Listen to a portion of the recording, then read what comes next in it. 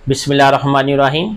अस्सलाम वालेकुम दोस्तों, आज की इस वीडियो में मैं आपको पेप्टिक अल्सर के बारे में बताऊंगा कि पेप्टिक अल्सर क्या होता है, इसकी वजूहात क्या हैं, इसकी अलामात क्या हैं और इसके साथ साथ मैं आज आपको होम्योपैथी कुछ मेडिसिन बताऊंगा जो कि पेप्टिक अल्सर के लिए बहुत अच्छा काम करती हैं। तो दोस्तों, मैं हूं homeopathic doctor Rashid Chaudhary, Mohib homeopathic clinic Sialkot से।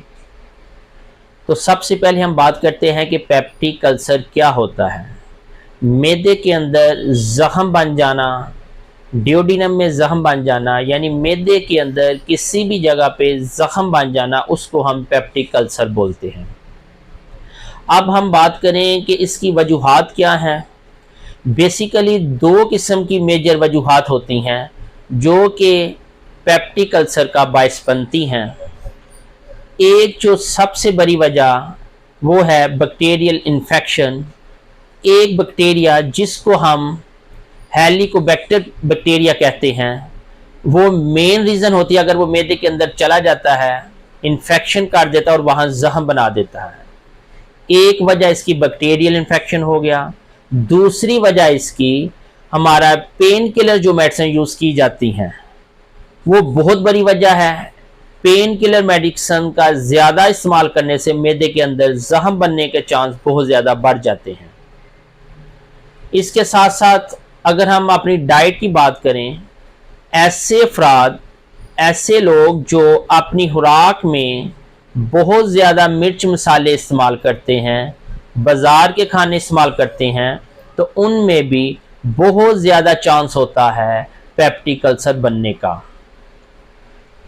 तो अब हम बात करें इसकी अलामात की कि वो कौन कौन सी अलामात होती है। अगर किसी को मैदे के अंदर जख्म बन जाता है तो कौन कौन सी अलामात ज़ाहिर होती हैं। आज मैं आपको खसूसी तौर पर पेप्टिक अल्सर के बारे में बताऊंगा कि कौन कौन सी अलामत, अगर किसी को पेप्टिक अल्सर होता है तो कौन कौन सी अलामत ज़ाहिर होती हैं। तो सबसे पहले मैदा में दर्द होना, मैदा के मकाम पर हल्का हल्का दर्द रहना।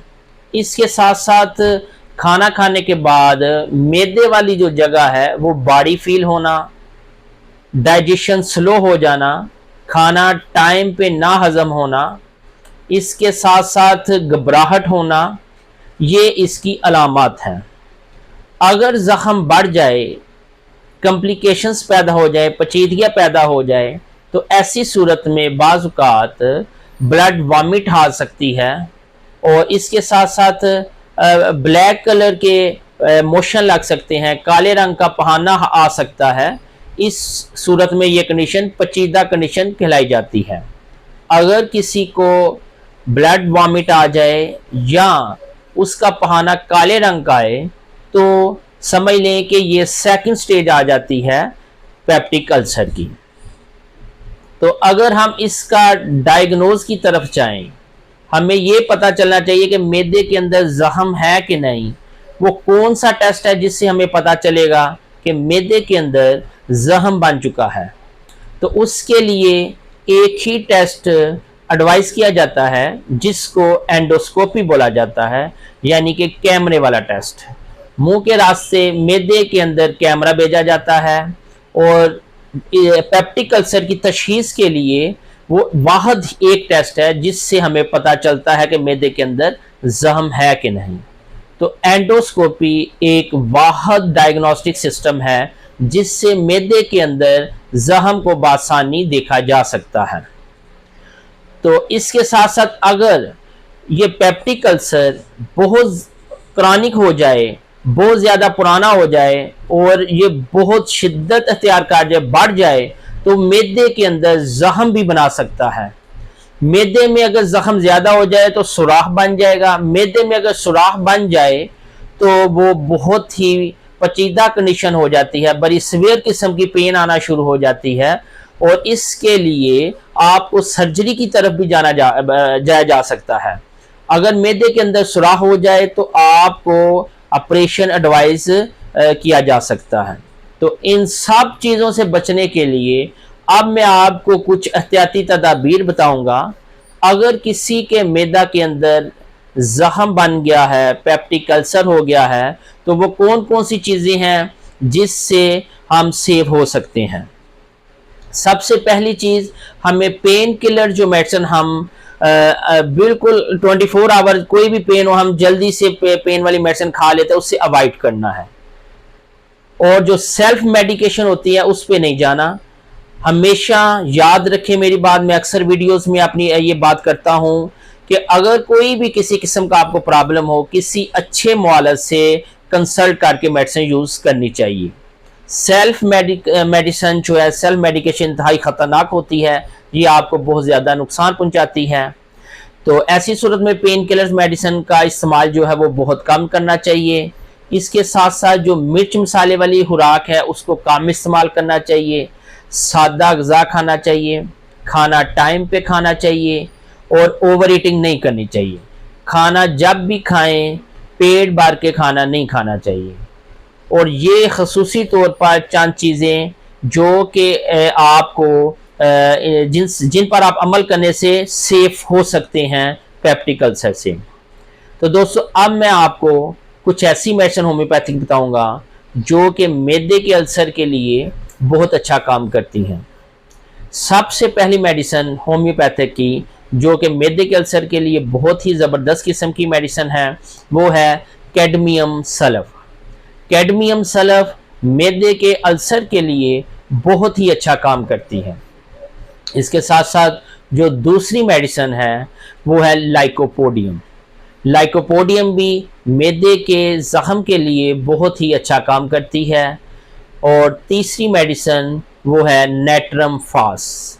नेट्रम फास भी मेडिसिन बहुत ही अच्छी मेडिसिन है अल्सर के लिए। तो अब हम इसको इस्तेमाल कैसे करना है, कौन सी पोटेंसी में इस्तेमाल करना है, अब मैं वो आपको बताऊंगा। कैडमियम सल्फ, अगर आपको पेप्टिक अल्सर है तो कैडमियम सल्फ 3x पोटेंसी में इस्तेमाल करना है। ये आपको टैबलेट फॉर्म में मिलेंगी, किसी भी अच्छे होम्योपैथिक स्टोर से टैबलेट फॉर्म में मिलेंगी कैडमियम सल्फ 3x में। और इसका इस्तेमाल 2-2 टैबलेट्स सुबह दोपहर शाम ज़ुबान पे रख के चूस लें, चबा लें, 3 टाइम इस्तेमाल करनी है। और जो दूसरी मेडिसिन मैंने आपको बताई है वो है लाइकोपोडियम। लाइकोपोडियम भी होम्योपैथिक की बहुत ही फेमस और बहुत ही अच्छी मेडिसिन है पेप्टिक अल्सर के लिए।